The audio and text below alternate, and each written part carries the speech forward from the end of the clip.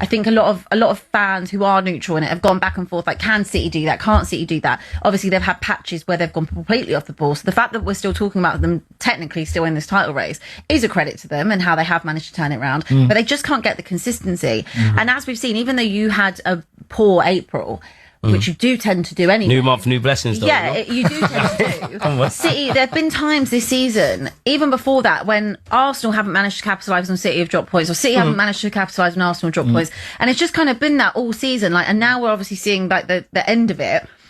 And typically you would back City to go on those runs. Back them. Go on, Abby. But City can't do that. And even me, who desperately wants City to go on that run, last night was another key example of they're just not that City anymore. And it's frustrating because it's like, well, they can turn it back on. And maybe if they played another 5 minutes, another 10 minutes, you probably would have ended up seeing that be 4-3 to City. Yeah. But they just have this in them where they do make a mistake. And when they're not the same without Rodri.